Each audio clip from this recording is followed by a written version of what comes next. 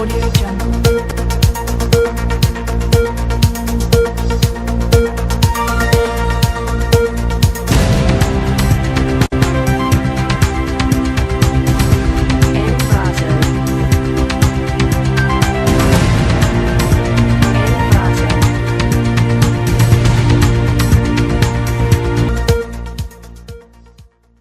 ನಮಸ್ಕಾರ.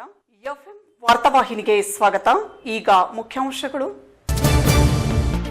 ಮರಳು ಮಾಫಿಯಾವನ್ನು ವಿರೋಧಿಸಿದ್ದಕ್ಕಾಗಿಯೇ ನಾನು ಜೈಲಿಗೆ ಹೋಗಿದ್ದು. ನಾನು ಯಾವತ್ತೂ ನ್ಯಾಯದ ಪರವಾಗಿಯೇ ಇರುತ್ತೇನೆ. ಮಾಜಿ ಶಾಸಕ ರವಿಕಾಂತ್ ಪಾಟೀಲ್. ಆಯುಕ್ತರ ವರ್ಗಾವಣೆ ಸಹಿಸಲ್ಲ. ನಿಷ್ಠಾವಂತ ಅಧಿಕಾರಿಯನ್ನು ನಾವು ಬಿಡಲ್ಲ. ಗುತ್ತಿಗೆದಾರರಿಂದ ನಗರದಲ್ಲಿ ಬೃಹತ್ ಪ್ರತಿಭಟನೆ. ಹೂವಿನ ಹಿಪ್ಪರಗಿ ಪಂಚಾಯಿತಿಯಲ್ಲಿ ಲಕ್ಷಾಂತರ ರೂಪಾಯಿ ಅಕ್ರಮ. ಶೌಚಾಲಯ, ಕುಡಿಯುವ ನೀರನ್ನು ಒದಗಿಸಲು ವಿಫಲವಾದ ಪಂಚಾಯತ ಎದುರು ಕರ್ನಾಟಕ ರಕ್ಷಣಾ ವೇದಿಕೆಯಿಂದ ಪ್ರತಿಭಟನೆ. ಸಂಭ್ರಮದ ವರಮಹಾಲಕ್ಷ್ಮಿ ಆಚರಣೆ. ಲಕ್ಷ್ಮೀ ಮಂದಿರಕ್ಕೆ ಹರಿದು ಬಂದ ಜನಸ್ತೋಮ. ಸುಖ ಶಾಂತಿಗಾಗಿ ಪ್ರಾರ್ಥನೆ. ಕಬ್ಬಿನ ಬಿಲ್ ಪಾವತಿಸಿ ರೈತರನ್ನು ಉಳಿಸಿ ಎಂದು ಮಲ್ಘಾಣ ಮನಾಲಿ ಶುಗರ್ಸ್ ವಿರುದ್ಧ ರೈತರಿಂದ ಪ್ರತಿಭಟನೆ. ಹುಟ್ಟಿದ್ದು ಹೆಣ್ಣು ಮಗಳು ಎಂದು ಅನಾಥೆಗೆ ಕೈಕೊಟ್ಟ ಪಾಪಿ ಪತಿ. ಅನಾಥೆ ಬಾಳಿಗೆ ಬೆಳಕಾದ ಎನ್ನುವಷ್ಟರಲ್ಲೇ ಗಂಡ ನಾಪತ್ತೆ. ಹೆತ್ತ ಮಗಳನ್ನು ಸಾಕಲಾಗದೆ ಬೀದಿಯಲ್ಲಿ ಎಸೆದಳು ಅಮ್ಮ. ವಾರ್ತೆಯ ವಿವರಗಳು. ಕಳೆದ 20 ದಿನಗಳಿಂದ ಜೈಲು ಹಕ್ಕಿಯಾಗಿದ್ದ ಇಂಡಿ ಮಾಜಿ ಶಾಸಕ ರವಿಕಾಂತ್ ಪಾಟೀಲ್ಗೆ 4 ದಿನಗಳ ಹಿಂದೆ ಕಲಬುರಗಿ ಹೈಕೋರ್ಟ್ ಜಾಮೀನು ನೀಡಿತು.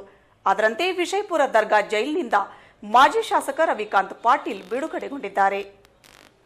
ದರ್ಗಾ ಜೈಲಿನಿಂದ ಬಿಡುಗಡೆಯಾದ ಬಳಿಕ ಮಾಜಿ ಶಾಸಕ ರವಿಕಾಂತ್ ಪಾಟೀಲ್ ಅವರು ಮಾಧ್ಯಮದವರೊಂದಿಗೆ ಮಾತನಾಡುತ್ತಾ, ನಾನು ಯಾವುದೇ ತಪ್ಪು ಮಾಡಿದ್ದರೂ ನನ್ನ ಮೇಲೆ ಕೇವಲ ಮರಳು ಮಾಫಿಯಾದವರ ಕೈವಾಡದಿಂದಾಗಿಯೇ ಪೊಲೀಸರು ನನ್ನನ್ನು ಬಂಧಿಸಿದ್ದಾರೆ. ಎಂಬಿ ಪಾಟೀಲರು ನೀರಾವರಿ ಯೋಜನೆಗಳ ಹೆಸರಿನಲ್ಲಿ ಮರಳು ಲೂಟಿ ಮಾಡುತ್ತಿದ್ದಾರೆ. ನಾನು ಮರಳು ಮಾಫಿಯಾದ ವಿರುದ್ಧ ಧ್ವನಿ ಎತ್ತಿದ್ದಕ್ಕೆ ನನಗೆ ಶಿಕ್ಷೆ ಕೊಟ್ಟಿದ್ದಾರೆ. ಸಾಮಾನ್ಯ ಜನರಿಗೆ ಮರಳು ಸಿಗಲ್ಲ. ಬಡವರು ಮನೆ ಕಟ್ಟಬೇಕು ಎಂದರೆ ಉಸುಕು ಸಿಗಲ್ಲ. ಅದೇ ಈ ಮಾಫಿಯಾದವರು ಮಾತ್ರ ಕೋಟಿ ಕೋಟಿ ರೂಪಾಯಿಯ ಮರಳು ಲೂಟಿ ಮಾಡುತ್ತಿದ್ದಾರೆ.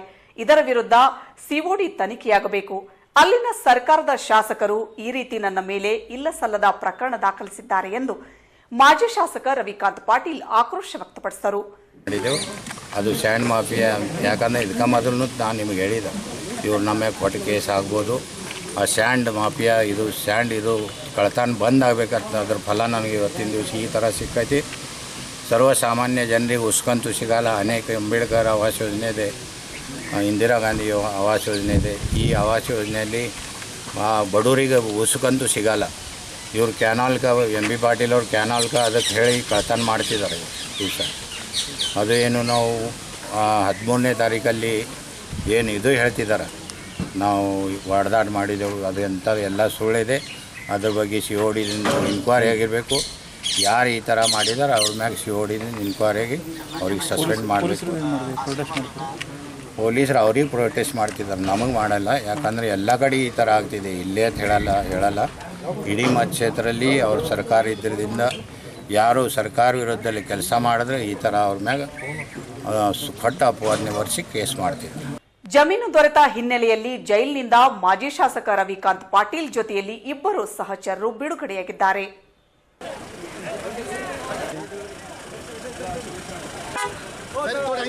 ನಗರದ ಅಭಿವೃದ್ಧಿ ಮಾಡುತ್ತಿರುವ ಮಹಾನಗರ ಪಾಲಿಕೆ ಆಯುಕ್ತರನ್ನು ಸರ್ಕಾರ, ಜಿಲ್ಲಾ ಉಸ್ತುವಾರಿ ಮಂತ್ರಿಗಳು ಯಾವುದೇ ಕಾರಣಕ್ಕೂ ವರ್ಗಾವಣೆ ಮಾಡಬಾರದು. ಅಲ್ಲದೆ ಅವರಿಗೆ ಇನ್ನಷ್ಟು ಹೆಚ್ಚಿನ ನಗರದ ಅಭಿವೃದ್ಧಿಗೆ ಸಹಕರಿಸಬೇಕೆಂದು ಆಗ್ರಹಿಸಿ ನಗರದಲ್ಲಿಂದು ಗುತ್ತಿಗೆದಾರರ ಸಂಘದ ವತಿಯಿಂದ ಬೃಹತ್ ಪ್ರತಿಭಟನೆ ಮಾಡಲಾಯಿತು. ನಗರದಲ್ಲಿನ ಎಲ್ಲಾ ರಸ್ತೆಗಳನ್ನು ಚರಂಡಿ, ಕಾಮಗಾರಿ ಹಾಗೂ ಕುಡಿಯುವ ನೀರಿನ ಸೌಲಭ್ಯವನ್ನು ನಗರದ ಜನತೆಗೆ ನೀಡುತ್ತಿರುವ ಮಹಾನಗರ ಪಾಲಿಕೆ ಆಯುಕ್ತರಾದ ಹರ್ಷ ಶೆಟ್ಟಿಯವರನ್ನು ಯಾವುದೇ ಕಾರಣಕ್ಕೂ ವರ್ಗಾವಣೆ ಮಾಡಬಾರದು ಎಂದು ನಗರದಲ್ಲಿಂದು ವಿಜಯಪುರ ಗುತ್ತಿಗೆದಾರರ ಸಂಘ ಹಾಗೂ ಅವಲಂಬಿತ ಕಾರ್ಮಿಕರ ಸಂಘದ ವತಿಯಿಂದ ಪ್ರತಿಭಟನೆ ಮಾಡಲಾಯಿತು.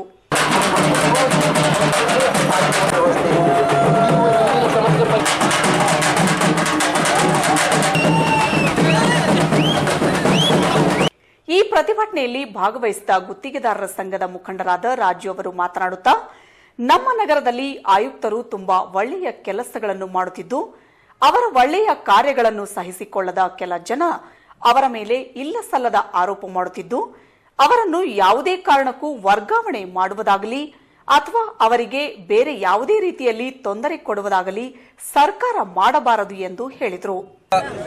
ಬಿಜಾಪುರ ನಗರದ ಗುತ್ತಿಗೆದಾರರ ಅಸೋಸಿಯೇಷನ್ ವತಿಯಿಂದ ಮಾನ್ಯ ಶ್ರೀ ಮಹಾನಗರ ಪಾಲಿಕೆಯ ಆಯುಕ್ತರಾದಂಥ ಹರ್ಷ ಶೆಟ್ಟಿ ಅವರನ್ನು ದಹನ ಮಾಡುವ ಮುಖಾಂತರ ಸಮಾಜ ವಿರೋಧಿ ಚಟುವಟಿಕೆಗಳನ್ನು ಮಾಡಿರ್ತಕ್ಕಂಥ ಕಿಡಿಗೇಡಿಗಳನ್ನು ವಿರೋಧಿಸಿ ಖಂಡಿಸಿ ಅವರ ವಿರೋಧ ನಾವು ಹೋರಾಟವನ್ನು ಮಾಡಿದ್ದೇವೆ, ಸತ್ಯಾಗ್ರಹವನ್ನು ಮಾಡಿದ್ದೇವೆ. ಮುಂದಿನ ದಿನಮಾನದಲ್ಲಿ ನಮ್ಮ ಎಲ್ಲ ಜಿಲ್ಲಾಧಿಕಾರಿಗಳಿಗೂ, ಮಾನ್ಯ ಸಚಿವರಿಗೂ, ಮಾನ್ಯ ಶಾಸಕರಿಗೂ ನಾವು ಮನವಿಗಳನ್ನು ಕೊಡುವ ಮುಖಾಂತರ ಈ ಹೋರಾಟವನ್ನು ಪ್ರಾರಂಭ ಮಾಡಿದ್ದೇವೆ. ಈ ಹೋರಾಟಕ್ಕೆ ಸ್ಪಂದಿಸಿ ಅವರು ಮಾನ್ಯ ಶಾಸಕರು ಮತ್ತು ಸಚಿವರು ಎಲ್ಲರೂ ಈಗಾಗಲೇ ಅವರ ಒಂದು ವರ್ಗಾವಣೆ ದೂರುಗಳು ಸಹ ಬಂದಿದ್ರೂ ನಾವು ಮಾನ್ಯ ಶಾಸಕರು ಮತ್ತು ಸಚಿವರುಗಳು ಇಲ್ಲ, ನಮ್ಮ ಸರ್ಕಾರ ಇರುವವರೆಗೂ ಅವರನ್ನು ತೆಗೆಯುವುದಿಲ್ಲ ಅಂತೇಳಿ ಮಾಧ್ಯಮಗಳ ಮುಖಾಂತರ, ಪತ್ರಿಕೆಗಳ ಮುಖಾಂತರ ಹೇಳಿದ್ದಾರೆ. ಆದ ಕಾರಣ ಅದು ಒಂದು ಒಳ್ಳೆಯ ಸಂಗತಿ ಇವತ್ತಿನ ದಿನ ನಮ್ಮ ಎಲ್ಲ ಗುತ್ತಿಗೆದಾರರ ಬಂಧುಗಳಿಗೆ ಅನಿಸಿ.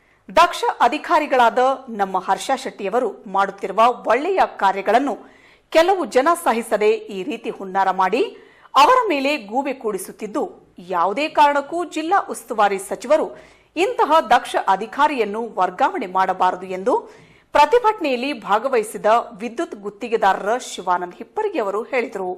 ಬಿಜಾಪುರ ನಗರದ ಎಲ್ಲ ಗುತ್ತಿಗೆದಾರರು ಮಾನ್ಯ ದಕ್ಷ ಅಧಿಕಾರಿ ಮಹಾನಗರ ಪಾಲಿಕೆ ಆಯುಕ್ತರಾದ ಶ್ರೀ ಹರ್ಷ ಅವರ ವರ್ಗಾವಣೆಯನ್ನು ಮತ್ತು ಅವರ ಪ್ರಕೃತಿಯನ್ನು ದಹನ ಮಾಡಿದಂಥ ಸಮಾಜ ವಿರೋಧಿ ಶಕ್ತಿಗಳ ವಿರುದ್ಧ ನಾವು ಎಲ್ಲ ಗುತ್ತಿಗೆದಾರರು ಅದನ್ನು ವಿರೋಧಿಸಿ ಪ್ರತಿಭಟಿಸಿ ಈಗ ಮಾನ್ಯ ಜಿಲ್ಲಾಧಿಕಾರಿಗಳಿಗೆ ಅವರ ವರ್ಗಾವಣೆ ಅಥವಾ ಯಾವುದಾದ್ರೂ ಒಂದು ಹುನ್ನಾರ ಮಾಡಿದಲ್ಲಿ ಅದನ್ನು ವಿರೋಧಿಸಿ ಸತ್ಯಾಗ್ರಹ ಮಾಡ್ತೇವೆ ಅಂತ ಮನವಿಯನ್ನು ಸಲ್ಲಿಸಿದ್ದೇವೆ.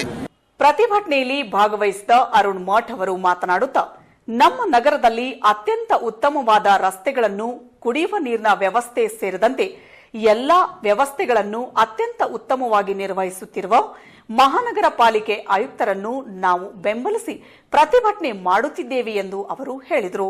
ಪಾಲಿಕೆಯ ಆಯುಕ್ತರಾದ ಶ್ರೀ ಹರ್ಷ ಶೆಟ್ಟಿ ಅವರು ವರ್ಗಾವಣೆ ಆಗುತ್ತಾ ಹುಮ್ಮರಿಸಿದ್ದಾರೆ. ಅದೇ ರೀತಿ ಅವ್ರದ್ದು ಪ್ರತಿಕೃತಿ ದಹನ ಮಾಡಿ ಅತ್ಯಂತ ಖಂಡನೀಯ, ನಮ್ಮ ಗುತ್ತಿಗೆದಾರರ ಖಂಡನೀಯ ನಾವು ಇದು ಮಾಡ್ತೀವಿ. ಅದ್ರ ಸಂಬಂಧ ನಾವು ಇವತ್ತು ಎಲ್ಲ ಗುತ್ತಿಗೆದಾರರು ಕೂಡಿ ಇದೊಂದು ಪ್ರತಿಭಟನಾ ಮೆರವಣಿಗೆ ಮಾಡ್ತೀವಿ. ಯಾಕಂದ್ರೆ ಅವ್ರು ಬಂದ ಮ್ಯಾಗ ನಾವು ಸ್ವಾತಂತ್ರ್ಯ ಸಿಕ್ಕ ಮೇಲೆ ಇಷ್ಟೊಂದು ಅಭಿವೃದ್ಧಿ ಆಗಿಲ್ಲ. ಅದೇ ಈ ಸಲ ಈ ವರ್ಷ ಒಂದೇ ವರ್ಷನಾಗ ಅವ್ರು ಅಭಿವೃದ್ಧಿ ಮಾಡಿದ್ದಾರೆ. ಸಾಕಷ್ಟು ರೋಡ್ ಇವತ್ತು ನೋಡ್ಬೋದು ನಾವು, ಗಾಂಧಿ ಚೌಕ್ನಿಂದ ನೀರಿನ ಟಾಕಿವರೆಗೆ, ಮತ್ತು ಬಸ್ ಸ್ಟ್ಯಾಂಡ್ನಿಂದ ಸೈಡ್ ರೋಡ್ ಅಂತ ಆಗಲಾರ್ದು ರೋಡ್, ಬಾಗಲಕೋಟೆ ರೋಡ್ ಹಾಗೂ ಎಲ್ಲ ಬಾವಿಗಳನ್ನು ಸ್ವಚ್ಛಗೊಳಿಸಿ ಸಾಕಷ್ಟು ಅಭಿವೃದ್ಧಿ, ಸ್ವಾತಂತ್ರ್ಯ ಸಿಕ್ಕಾಗ ಇಷ್ಟು ಅಭಿವೃದ್ಧಿ ಆಗಿಲ್ಲ. ಅಷ್ಟೊಂದು ಅಭಿವೃದ್ಧಿ ಈ ಪ್ರಾಮಾಣಿಕ ಮತ್ತು ದಕ್ಷ ಮತ್ತು ಅಧಿಕಾರಿಗಳು ಇದ್ದಾರೆ, ಅವರಿಗೆ ನಾವು ವರ್ಗಾಯಿಸಬಾರ್ದತ್ತ ನಮ್ಮ ಗುತ್ತಿಗೆದಾರರ ವತಿಯಿಂದ ಮನವಿ ಮಾಡಿಕೊಂಡು. ಈ ಪ್ರತಿಭಟನೆಯಲ್ಲಿ ವಿಜಯಪುರ ಗುತ್ತಿಗೆದಾರರ ಸಂಘ ಹಾಗೂ ಅವಲಂಬಿತ ಕಾರ್ಮಿಕರ ಸಂಘದ ನೂರಾರು ಕಾರ್ಮಿಕರು ಸೇರಿದಂತೆ ಗುತ್ತಿಗೆದಾರರು ಭಾಗವಹಿಸಿದರು. ಕೇಂದ್ರ ಮತ್ತು ರಾಜ್ಯ ಸರ್ಕಾರಗಳು ಹಳ್ಳಿಗಳ ಅಭಿವೃದ್ಧಿಗಾಗಿ ಪ್ರತಿ ವರ್ಷ ಲಕ್ಷಾಂತರ ಹಣ ಬಿಡುಗಡೆ ಮಾಡುತ್ತದೆ. ಆದರೆ ಪಂಚಾಯಿತಿಯಲ್ಲಿನ ಅಧಿಕಾರಿಗಳು ಹಾಗೂ ಜನಪ್ರತಿನಿಧಿಗಳು ಸೇರಿಕೊಂಡು ಲೂಟಿ ಹೊಡೆಯುವುದನ್ನೇ ತಮ್ಮ ಕಾಯಕವನ್ನಾಗಿ ಮಾಡಿಕೊಂಡಿರುತ್ತಾರೆ. ಅದರಂತೆ ಜಿಲ್ಲೆಯ ಹೂವಿನ ಹಿಪ್ಪರಗಿ ಗ್ರಾಮ ಪಂಚಾಯಿತಿಯಲ್ಲಿ ಲಕ್ಷಾಂತರ ರೂಪಾಯಿ ಅವ್ಯವಹಾರ ಆಗಿದೆ ಎಂದು ಆರೋಪಿಸಿ ಕರ್ನಾಟಕ ರಕ್ಷಣಾ ವೇದಿಕೆ ವತಿಯಿಂದ ಪ್ರತಿಭಟನೆ ನಡೆಸಲಾಯಿತು. ಗ್ರಾಮದಲ್ಲಿ ಒಂದೇ ಒಂದು ಶೌಚಾಲಯವನ್ನು ಕಟ್ಟಿಲ್ಲ, ಕುಡಿಯಲು ನೀರು ಕೊಡುತ್ತಿಲ್ಲ. ಇದೆಲ್ಲದರ ಮಧ್ಯ ಮನೆ ಹಂಚಿಕೆಯಲ್ಲಿಯೂ ಗ್ರಾಮ ಪಂಚಾಯಿತಿಯವರು ಲಕ್ಷಾಂತರ ರೂಪಾಯಿ ಗೋಲ್ಮಾಲ್ ಮಾಡಿದ್ದಾರೆ ಎಂದು ಆರೋಪಿಸಿ ವಿಜಯಪುರ ಜಿಲ್ಲೆಯ ಹೂವಿನ ಹಿಪ್ಪರಗಿ ಗ್ರಾಮ ಪಂಚಾಯಿತಿಯಲ್ಲಿ ಕರ್ನಾಟಕ ರಕ್ಷಣಾ ವೇದಿಕೆ ಕಾರ್ಯಕರ್ತರು ಧರಣಿ ನಡೆಸಿದರು. ತಿಂಗಳಿಗೊಮ್ಮೆ 20 ನಿಮಿಷಗಳ ಕಾಲ ಮಾತ್ರ ಕುಡಿಯುವ ನೀರನ್ನು ಪಂಚಾಯಿತಿಯವರು ಬಿಡುತ್ತಿದ್ದು, ಗ್ರಾಮಸ್ಥರಿಗೆ ಇದರಿಂದ ತುಂಬಾ ತೊಂದರೆಯಾಗಿದೆ. ಇದಲ್ಲದೆ ಗ್ರಾಮದಲ್ಲಿ ಒಂದೇ ಒಂದು ಶೌಚಾಲಯವೂ ಇಲ್ಲದೆ ಇರುವುದರಿಂದಾಗಿಯೇ ಮಹಿಳೆಯರಿಗೆ ತುಂಬಾ ತೊಂದರೆಯಾಗುತ್ತಿದೆ. ಆದಷ್ಟು ಬೇಗ ಗ್ರಾಮ ಪಂಚಾಯತ್ನ ಅಧಿಕಾರಿಗಳು, ಅಧ್ಯಕ್ಷರು ಎಚ್ಚೆತ್ತುಕೊಂಡು ಸೌಲಭ್ಯಗಳನ್ನು ಕಲ್ಪಿಸಬೇಕೆಂದು ಗ್ರಾಮಸ್ಥರು ಸೇರಿದಂತೆ ಕರ್ನಾಟಕ ರಕ್ಷಣಾ ವೇದಿಕೆ ಕಾರ್ಯಕರ್ತರು ಆಗ್ರಹಿಸಿದರು. ಈ ಪ್ರತಿಭಟನೆಯಲ್ಲಿ ಕರ್ನಾಟಕ ರಕ್ಷಣಾ ವೇದಿಕೆಯ ಬಸವನ ಬಾಗೇವಾಡಿ ತಾಲೂಕಾ ಅಧ್ಯಕ್ಷ ಅಶೋಕ್ ಹರಿವಾಳ್, ಸತೀಶ್ ನರಸರೆಡ್ಡಿ, ಕಲ್ಲು ಸೊನ್ನರ್, ಸಿದ್ದು ಮೇಟಿ, ಪ್ರವೀಣ್ ಗೊಳಸಂಗಿ ಸೇರಿದಂತೆ ಇತರರು ಭಾಗವಹಿಸಿದರು. ಶ್ರಾವಣ ಮಾಸದ 2ನೇ ಶುಕ್ರವಾರದ ದಿನದಂದು ವರಮಹಾಲಕ್ಷ್ಮಿಗೆ ಬೇಡಿಕೊಂಡು ಜೀವನದಲ್ಲಿ ಶಾಂತಿ, ನೆಮ್ಮದಿ ನೀಡುವಂತೆ ಕರುಣಿಸುತ್ತಾಯೆ ಎಂದು ನಗರದ ಶ್ರೀ ಲಕ್ಷ್ಮೀ ಮಂದಿರದಲ್ಲಿ ನೂರಾರು ಭಕ್ತರು ದೇವಿಯ ದರ್ಶನ ಪಡೆದು ಪುನೀತರಾದರು. ಹಿಂದೂಗಳ ಪವಿತ್ರ ಮಾಸವಾದ ಈ ಶ್ರಾವಣ ಮಾಸದಲ್ಲಿ ಲಕ್ಷ್ಮಿಯನ್ನು ಒಲಿಸಿಕೊಳ್ಳಲು ಬರುವ ಈ 4 ಶುಕ್ರವಾರಗಳಂದು ದೇವಿ ಲಕ್ಷ್ಮಿ ನಮಗೆಲ್ಲರಿಗೂ ಒಳ್ಳೆಯದು ಮಾಡೆಂದು ಬೇಡಿಕೊಳ್ಳುವ ಸಲುವಾಗಿ ನಗರದ ಎಂಜಿ ರಸ್ತೆಯಲ್ಲಿರುವ ಲಕ್ಷ್ಮೀ ಮಂದಿರಕ್ಕೆ ಜನಸ್ತೋಮವೇ ಹರಿದು ಬಂದಿತ್ತು. ಮಹಾಲಕ್ಷ್ಮಿಯ ಪಂಚಾಯತ ದೇವಸ್ಥಾನವು ಶಂಕರಾಚಾರ್ಯರು 7ನೇ ಶತಮಾನದಲ್ಲಿ ನಿರ್ಮಿಸಿದರು. ನಾವು ಇಲ್ಲಿ 1915ರಲ್ಲಿ ಅಂದಿನ ಸುಪ್ರಸಿದ್ಧ ವಕೀಲರಾದ ಪಾಂಡುರಂಗ ವಕೀಲರು ಅವರ ತಾಯಿಯ ಸ್ಮರಣಾರ್ಥ ಇಲ್ಲಿ ದೇವಸ್ಥಾನವನ್ನು ನಿರ್ಮಿಸಿದರು. ನಮ್ಮ ಹಿರಿಯರು 1930ರಿಂದ ದೇವಸ್ಥಾನದ ಅರ್ಚಕರಾಗಿ ನಾವು ದೇವಿಯನ್ನು ಪೂಜಿಸುತ್ತಾ ಬಂದಿದ್ದು, ವಿಶೇಷವಾಗಿ ಈ ಶ್ರಾವಣ ಶುಕ್ರವಾರದಂದು ವಿಶೇಷ ಪೂಜೆ ಸಲ್ಲಿಸುತ್ತೇವೆ ಎಂದು ಅರ್ಚಕರಾದ ದಿವಾಕರ್ ಉಪಾಧ್ಯಾಯ ಅವರು ಹೇಳಿದರು. ಮಹಾಲಕ್ಷ್ಮಿ ಪಂಚಾಯತನ ದೇವಸ್ಥಾನ ಅಂದ್ರೆ ಶಂಕರಾಚಾರ್ಯ 7ನೇ ಶತಮಾನದೊಳಗೆ ಒಂದು ಪದ್ಧತಿ ಹಾಕಿಕೊಟ್ಟದ್ದು ನಮ್ಮ ಪೂಜಾ ಪದ್ಧತಿ. ಅಂದರೆ ನಮ್ಮ ದೇವಸ್ಥಾನದಲ್ಲಿ ಮಹಾಲಕ್ಷ್ಮಿ ಪ್ರಧಾನ ದೇವಿ, ಅದರ ನಂತರ 4 ಉಪದೇವತಾ ಗಣಪತಿ, ಶಂಕರ್ ಪಾರ್ವತಿ, ವಿಷ್ಣು ಮತ್ತು ಸೂರ್ಯನಾರಾಯಣ ಹಿಂಗೆ ಕೂಡಿ ಪಂಚಾಯತನ ದೇವಸ್ಥಾನ. ಪ್ರಧಾನ ದೇವಿ ಮಹಾಲಕ್ಷ್ಮಿ. ಇದನ್ನು ಆದಿ ಶಂಕರಾಚಾರ್ಯರು 7ನೇ ಶತಮಾನದೊಳಗೆ ಈ ಪೂಜಾ ಪದ್ಧತಿ ಹಾಕಿಕೊಟ್ಟು ಅದನ್ನು ಇಲ್ಲಿ 1915ರೊಳಗೆ ಆಗಿನ ವಿಜಾಪುರದ ಸುಪ್ರಸಿದ್ಧ ವಕೀಲರಾಗಿದ್ದರು ಪಾಂಡುರಂಗ ಅನಂತ ಪ್ರಭು ದೇಸಾಯಿ ಅಂತ. ಅವರು ಮೂಲ ರತ್ನಗಿರಿ ಅವರು ಈ ವಕೀಲಿ ಸೇವೆ ಮಾಡಿದರು. ತಮ್ಮ ತಾಯಿ ಪ್ರೀತ್ಯರ್ಥ ಈ ದೇವಸ್ಥಾನ ಕಟ್ಟು 1915 ಸ್ಥಾಪನೆ ಆಯಿತು. ನಾವು 1932 ಹಿಡ್ಕೊಂಡು ಇವತ್ತಿನ ತನಕ ಇಲ್ಲಿ ಅರ್ಚಕರಿದ್ದೀವಿ. ಎಂತಾರೆ ವರಮಹಾಲಕ್ಷ್ಮಿ ದಿವಸ 2ನೇ ಶುಕ್ರವಾರ ಮಹಾಲಕ್ಷ್ಮಿ ಎಲ್ಲರೂ ಎಲ್ಲ ಮಂದಿಗೆ ಎಲ್ಲ ಶುಭಾಶ. ಮತ್ತು ನಮ್ಮ ದೇವಸ್ಥಾನದಾಗ ನವರಾತ್ರಿ ಉತ್ಸವ ಒಂದು ಆಗ್ತದೆ. ಅದು ಈ ವರ್ಷ 19 ಸೆಪ್ಟೆಂಬರ್ 21ರಿಂದ 30 ತನಕ ಅದು. ಇದರಲ್ಲಿ ನಮ್ಮಲ್ಲಿ ದೀಪಾವಳಿ ಉತ್ಸವ ಆಗ್ತದೆ. ನನ್ನ ಹೆಸರು ದಿವಾಕರ್ ಶ್ರೀಪಾದ ಉಪಾಧ್ಯಾಯ. ನಾನು ವೃತ್ತಿನ ವಕೀಲಿದ್ದೀನಿ. ಈ ದೇವಸ್ಥಾನ ಅರ್ಚಕ. ನಗರದ ನೂರಾರು ಜನರು ನೈವೇದ್ಯ, ಕಾಯಿ, ಹಣ್ಣು ಹಂಪಲುಗಳನ್ನು ತಾಯಿ ಲಕ್ಷ್ಮೀದೇವಿಗೆ ಅರ್ಪಿಸುವ ಮುಖಾಂತರವಾಗಿ ಆಶೀರ್ವಾದ ಪಡೆದು ಪುನೀತರಾದರು. ಹಗಲು ರಾತ್ರಿ ದುಡಿದು ನಾವು ನಮ್ಮ ಹೊಲಗಳಲ್ಲಿ ಕಬ್ಬು ಬೆಳೆದಿರುತ್ತೇವೆ. ಅದನ್ನು ತೆಗೆದುಕೊಂಡು ಹೋದ ಸಕ್ಕರೆ ಕಾರ್ಖಾನೆಯವರು ನಮಗೆ ಹಣ ಕೊಡುತ್ತಿಲ್ಲ ಎಂದು ಆರೋಪಿಸಿ ರೈತ ಸಂಘದ ವತಿಯಿಂದ ಪ್ರತಿಭಟನೆ ನಡೆಸಲಾಯಿತು. ಅನ್ನದಾತ ಎಂದು ಕರೆಸಿಕೊಳ್ಳುವ ರೈತನಿಗೆ ನಮ್ಮ ದೇಶದಲ್ಲಿ ಕಷ್ಟ ತಪ್ಪಿದ್ದಲ್ಲ. ಯಾಕಂತೀರಾ, ಒಂದು ಬಾರಿ ಮಳೆ ಉತ್ತಮವಾಗಿ ಬಂದರೆ ಫಸಲು ಉತ್ತಮವಾಗಿ ಬರುತ್ತೆ, ಆದರೆ ಬೆಲೆ ಮಾತ್ರ ಸರಿಯಾಗಿ ಸಿಗಲ್ಲ.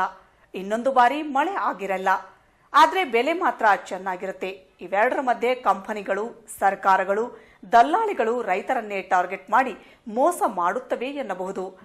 ಇದರಂತೆಯೇ ವಿಜಯಪುರ ಜಿಲ್ಲೆಯ ಇಂಡಿ ತಾಲೂಕಿನ ಮಲ್ಘಾಣ ಮನಾಲಿ ಶುಗರ್ಸ್ಗೆ ಕಷ್ಟಪಟ್ಟು ಬೆಳೆದ ಕಬ್ಬನ್ನು ಮಾರ್ಚ್ ತಿಂಗಳಲ್ಲೇ ನೀಡಿದರೂ ಸಹ ಇನ್ನೂವರೆಗೂ ಸಕ್ಕರೆ ಕಾರ್ಖಾನೆಯವರು ಮಾತ್ರ ನಮಗೆ ಹಣವನ್ನೇ ಕೊಡುತ್ತಿಲ್ಲ. ಕೇಳಲು ಹೋದರೆ ಮುಂದಿನ ತಿಂಗಳು ಕೊಡುತ್ತೇವೆ ಎಂದು ಕೇವಲ ಸಮಜಾಯಿಸಿ ನೀಡುತ್ತಿದ್ದಾರೆ ಎಂದು ಆರೋಪಿಸಿ ರೈತರು ಪ್ರತಿಭಟನೆ ನಡೆಸಿದರು. ನಗರದ ಶ್ರೀ ಸಿದ್ದೇಶ್ವರ ದೇವಸ್ಥಾನದಿಂದ ಪ್ರಾರಂಭಗೊಂಡ ಪ್ರತಿಭಟನೆಯು ಗಾಂಧಿ ವೃತ್ತದ ಮುಖಾಂತರವಾಗಿ ಜಿಲ್ಲಾಧಿಕಾರಿ ಕಚೇರಿವರೆಗೆ ನಡೆಯಿತು. ಈ ಪ್ರತಿಭಟನೆಯಲ್ಲಿ ರೈತ ಮುಖಂಡ ಭೀಮ್ಸಿ ಕಲಾದ್ಗಿ ಸೇರಿದಂತೆ ನೂರಾರು ಜನ ರೈತರು ಭಾಗವಹಿಸಿದರು. ಅದು ಸ್ವಂತ ಮನೆಯೂ ಇಲ್ಲದ ಕಿತ್ತು ತಿನ್ನುವ ಕಡು ಬಡತನದ ಕುಟುಂಬ. ಇಂತಹ ಕುಟುಂಬದ ಮನೆ ಯಜಮಾನ ಎನಿಸಿಕೊಂಡಾತ ಪಕ್ಕಾ ಪಲಾಯನವಾದಿ. ಮದುವೆಯಾಗಿ 6 ವರ್ಷದಲ್ಲಿ ಪತ್ನಿಗೆ 2 ಮುದ್ದಾದ ಹೆಣ್ಣು ಕಂದಮ್ಮಗಳನ್ನು ಕರುಣಿಸಿ ಇದೀಗ ಅವರನ್ನು ಅರ್ಧ ದಾರಿಯಲ್ಲೇ ಕೈಬಿಟ್ಟು ಕಾಲ್ಕಿತ್ತಿದ್ದಾನೆ. ಕಟ್ಟಿಕೊಂಡ ಪತಿ ಕೈ ಕೊಟ್ಟಿದ್ದರಿಂದಾಗಿ ಹಿಂದೆ ಮುಂದೆ ಯಾರೂ ಇಲ್ಲದ ಆ ಅನಾಥೆ ಹೆತ್ತ ಕುಡಿಗಳನ್ನು ಸಾಕಲಾಗದೆ ಹೆಣಗಾಡುತ್ತಿದ್ದಾಳೆ. ಹೌದು, ಬಡತನದ ಬೇಗೆಗೆ ಸಿಲುಕಿ ಕೈಕೊಟ್ಟ ಗಂಡನಿಂದಾಗಿ ಹೆಣ್ಣೊಂದು ಸಮಾಜದಲ್ಲಿ ಅನುಭವಿಸುವ ಕರುಣಾಜನಕ ಕಥೆಯೊಂದು ವಿಜಯಪುರದಲ್ಲಿ ಮರುಕ ಹುಟ್ಟಿಸಿದೆ. ಹೀಗೆ ಕುಂಕಳಲ್ಲೊಂದು ಕೈಯಲ್ಲೊಂದು ಮಗುವನ್ನು ಹಿಡಿದುಕೊಂಡು ಹೊರಟಿರುವ ಈಕೆ ವಿಜಯಪುರದ ಬಬಲೇಶ್ವರ ನಾಕಾ ಬಳಿಯ ಭಜಂತ್ರಿ ಗಲ್ಲಿಯ ನಿವಾಸಿ. ಹೆಸರು ಕಾವ್ಯ ಪ್ರಭು ಪೂಜಾರಿ. ಮೂಲತಃ ಅನಾಥೆಯಾಗಿರುವ ಕಾವ್ಯಾಳಿಗೆ 6 ವರ್ಷಗಳ ಹಿಂದೆ ಬಾಳು ಕೊಟ್ಟವ ಈ ಫೋಟೋದಲ್ಲಿರುವ ಕಿರಾತಕ ಪ್ರಭು ಪೂಜಾರಿ. ಬಳಿಕ ಇಬ್ಬರು ಸುಖ ಸಂಸಾರ ಚೆನ್ನಾಗಿಯೇ ನಡೆದಿತ್ತು. 4 ವರ್ಷದ ಹಿಂದೆ ಇವರಿಗೆ ಮುದ್ದಾದ ಹೆಣ್ಣು ಮಗು ಹುಟ್ಟಿತು. ಆಗಲೇ ಇಬ್ಬರ ಮಧ್ಯೆ ಮನಸ್ತಾಪ ಶುರುವಾಗಿತ್ತು. ಇಷ್ಟು ಸಾಕು ಎನ್ನುವಷ್ಟರಲ್ಲೇ 3 ತಿಂಗಳ ಹಿಂದೆ ಗಾಯದ ಮೇಲೆ ಬರೆ ಎಂಬಂತೆ ಮತ್ತೊಂದು ಹೆಣ್ಣು ಮಗು ಜನಿಸಿದೆ. ಇದರಿಂದ ಬೇಸರಗೊಂಡ ಪತಿ ಪ್ರಭು ಪೂಜಾರಿ ತನ್ನ ಪತಿ ಕಾವ್ಯ, 4 ವರ್ಷದ ಮಗು ಶ್ರದ್ಧಾ ಹಾಗೂ 3 ತಿಂಗಳ ಮತ್ತೊಂದು ಮಗು ಭಾವನಾರನ್ನು ಬಿಟ್ಟು ಹೋಗಿಬಿಟ್ಟಿರುತ್ತಾನೆ. ಕಟ್ಟಿಕೊಂಡ ಪತಿ ಕೈಕೊಟ್ಟ ಬಳಿಕ ಮೊದಲೇ ಅನಾಥಿಯಾದ ಕಾವ್ಯ ಮಕ್ಕಳನ್ನು ಸಾಕಲಾಗದೆ, ಇತ್ತ ಮನೆ ಬಾಡಿಗೆಯೂ ಕಟ್ಟಲಾಗದೆ ಪರದಾಡುತ್ತಿದ್ದಾಳೆ. ಕೊನೆಗೆ ಹೊಟ್ಟೆಗೆ ಹಿಟ್ಟು, ಮಾನ ಮುಚ್ಚೋಕೆ ಬಟ್ಟೆಗೆ ಗತಿಯಿಲ್ಲದೆ ಇದ್ದಾಗ ಮಕ್ಕಳನ್ನು ಹಸುವಿನಿಂದ ಸಾಯಿಸಬಾರದು ಎಂದು ತೀರ್ಮಾನಿಸಿ ಬಬಲೇಶ್ವರ ನಾಕಾದಲ್ಲಿ ರಸ್ತೆಯ ಪಕ್ಕದಲ್ಲಿ 3 ತಿಂಗಳ ಮಗುವನ್ನು ಬಿಟ್ಟು ಹೊರಟಿದ್ದಾಳೆ. ಆದರೆ ಅದೃಷ್ಟವಶಾತ್ ಸ್ಥಳೀಯರು ಗಮನಿಸಿ ಆಕೆಯನ್ನು ಹಿಡಿದು ತರಾಟೆಗೆ ತೆಗೆದುಕೊಂಡಿದ್ದಾರೆ. ಆದರೆ ಹೆತ್ತ ಕುಡಿಯನ್ನೇ ರಸ್ತೆಗೆ ಬಿಸಾಕಿ ಹೊರಟಿದ್ದ ಈ ತಾಯಿಯ ಕಣ್ಣಂಚಿನಲ್ಲಿ ಇದ್ದ ನೀರೇ ಎಲ್ಲದಕ್ಕೂ ಉತ್ತರ ಎಂಬುವಂತಿತ್ತು. ಮತ್ ನಾ ಏನ್ ಮಾಡ್ಲಿ ಸರ್, ನನಗ ಉಣ್ಣ ಉಪವಾಸ ಅಡ್ಡಾಡ ಸಾಕಾಗೈತ್ರಿ. ಎಲ್ಲಾರು ರೊಕ್ಕ ಕೊಟ್ಟಿದ್ದು ಇನ್ನ ಇಲ್ಲೇ ಇಟ್ಕೊಂಡ್ ಅವ್ರ ರೊಕ್ಕನ ಖರ್ಚು ಮಾಡಿ ನಂಗೆ ತಿನ್ನಕ್ ಅಸಹ್ಯ ಆಗ್ಯದ. ಮಗನ್ನ ಏನ್ ಮಾಡ್ರಿ, ನಮ್ಮ ನಾನು ಅಂತೇಳಿ ಇಟ್ಕೊಂಡು ಉಪವಾಸವನ್ನ ಸಹಾಯ ಹೊಡೆದೇನು ಅವ್ರ ಕಡೆ ಇದ್ದ ನೋಡ್ಕೋತಾರೆ. ಇದನ್ನ ತಗೊಂಡ್ ನಾ ಎಲ್ಲರ ಕೆಲಸ ನೋಡ್ಕೋಬೇಕಂತ ಬಿಟ್ಟು ಹೋಗಿ ನಂದೇನು ತಪ್ಪ. ಅವ ಬಿಟ್ಟು ಹೋಗ್ತಾನೆ, ಮನೆ ಅವನವ್ರು ಎಲ್ಲ ಅವ್ರ ಬಾಡಿಗೆ ಕೊಟ್ಟವ್ರು ಹೋಗಂತಾರಿ, ಯಾರು ಕೊಡಲ್ಲ. ಹತ್ತೋಣಾಗಿ ಹಿಂಗೆ ಮಾಡ್ಯಾನ್ರಿ, ಏನಿರ್ಲಾರ್ದ ಬಿಟ್ಟು ಓಡೋಗ್ಬಿಡೋದು. ಇಲ್ರಿ, ದವಾಖಾನ್ಯಾಗ ಅಡ್ಮಿಟ್ ನೋಡಲಾರಕ ನನ್ಗೆ ಅವ್ರ ಕಡೆ ಇರ್ತೈತಿ. ನಾ ತೊಗೊಂಡು ಹಿಂಗೆ ಅಡ್ಡಾಡಿದ್ರೆ ಮಗು ಸತ್ತು ಹೋದ್ರೆ ನಾ ಏನು ಮಾಡ್ಬೇಕು ಅಂತ ಕೇಸಿಂದ ಪ್ರಭು ರೀ, ಪೂಜಾರಿ, ಕಾವ್ಯ ರೀ. ಅದ್ರ ಸಂಬಂಧ ನನ್ನ ಮಗುಗೂ ಏನೂ ಇಲ್ಲ, ನಾ ಮಗುಗೂ ಏನೂ ಇಲ್ಲ. ಮಂದಿ ಕೊಟ್ಟಿದ್ದು ಎಷ್ಟು ಇಸ್ಕೊಳ್ಳೋದು ಅಸಹ್ಯ ಆಗುತ್ತೆ ಅಂತ ಮಗುನ ನಮ್ಮ ಅತ್ತಿ ಕಡೆ ಹಾಕಿ ನನ್ನ ಒಂದು ಮಗು ತೊಗೊಂಡು ಕೇಸಿನ ನಾ ಎಲ್ಲರೂ ದುಡ್ಕೊಂಡು ತಿನ್ಬೇಕಿದೆ ಒಣಗೆ ಅಂತ ಕೇಸಿನ ಮಗುನ ಹಾಕಿ ಬರಾಕತ್ತಿದ್ದು. ಫಸ್ಟ್ನೇ ಮಗುಗೂ ಬರೀ ದವಾಖಾನೆಗೆ ಅಡ್ಮಿಟ್ ಮಾಡೋದು, ಬಿಟ್ಟು ಹೋಗೋದು, ಮನ್ಯಾಗ ಜಗಳ ಮಾಡಲ್ಲ, ಏನು ಮಾಡಲ್ಲ, ಹೇಳಾರ್ದ ಬಿಟ್ಟು ಓಡೋಗ್ಬಿಡ್ತಾರೆ. ಅದ್ರ ಸಂಬಂಧ ನನಗೆ 8 ದಿನಗಟ್ಲೆ ಬರೀ ಪದೇ ಬಿಟ್ಟು ಹೋಗ್ತಾನೆ. ಅದಕ್ಕೆ ನಾ ಉಪವಾಸವನ್ನ ಸಹ ಇಲ್ಲಿ ಅಡ್ಡಾಡಿ ಬಬಲೇಶ್ವರ ನಾಕಾದಿಂದ ನಮ್ಮ ಅತ್ತಿ ಮನೆಗೆ ಅಡ್ಡಾಡಿ ಸಾಕಾಗಿ ಓಣಿಯಲ್ಲಿ ಬೇಸರ ಆಗಿಬಿಟ್ಟಿದ್ದೆ. ಹುಟ್ಟಿನಿಂದಲೇ ಅನಾಥಿಯಾಗಿದ್ದು ಸಾಕಷ್ಟು ನೋವುಗಳನ್ನು ಅನುಭವಿಸಿದ್ದ ಕಾವ್ಯ ಕೊನೆಗೆ ತನಗೆ ಸಿಗುವ ಬಾಳ ಸಂಗಾತಿಯಾದರೂ ಚೆನ್ನಾಗಿ ನೋಡಿಕೊಳ್ಳುತ್ತಿದ್ದಾನೆ ಎಂಬ ಕನಸು ಕಂಡಿದ್ದಳು. ಆದರೆ ಆಕೆಗೆ ಸಿಕ್ಕ ಗಂಡ ಪತ್ನಿ ಪೀಡುಕನಾಗಿದ್ದ. ಕಡು ಬಡತನದಲ್ಲಿ ಹಾಸಿಗೆ ಇದ್ದಷ್ಟು ಕಾಲು ಚಾಚಬೇಕು ಎಂದುಕೊಂಡಿದ್ದ ಕಾವ್ಯಾಳಿಗೆ ಕೈಲಾಗದ ಪತಿ ಸಿಕ್ಕಿದ್ದು ದುರಾದೃಷ್ಟ. ನಿನಗೆ ಹೆಣ್ಣು ಹುಟ್ಟಿದೆ ಎಂದು ಸಮಾಜಕ್ಕಿಂತ ಹೆಚ್ಚಾಗಿ ಗಂಡನೇ ಪೀಡಿಸುತ್ತಿದ್ದ. ಆದರೂ ಸಹಿಸಿಕೊಂಡ ಈ ತಾಯಿ ತನ್ನ ಮಕ್ಕಳ ಮುಖ ನೋಡಿಕೊಂಡು ನೆಮ್ಮದಿ ಕಾಣುತ್ತಿದ್ಲು. ಆದರೆ ಕಟ್ಟಿಕೊಂಡ ಗಂಡ ಕೈ ಕೊಟ್ಟಾಗ ಜೀವನ ದಿನೇ ದಿನೇ ದುಸ್ತರವಾಗಿ ಜೀವವೇ ಬೇಡ ಎನಿಸಿಬಿಟ್ಟಿದೆ. ಹೀಗಾಗಿಯೇ ಕಾವ್ಯ ತನ್ನ 3 ತಿಂಗಳ ಮಗುವನ್ನು ಹೊಟ್ಟೆ ಹಸುವಿನಿಂದ ಸಾಯಿಸಬಾರದು ಎಂದು ರಸ್ತೆ ಬದಿ ಹಾಕಿದಳು.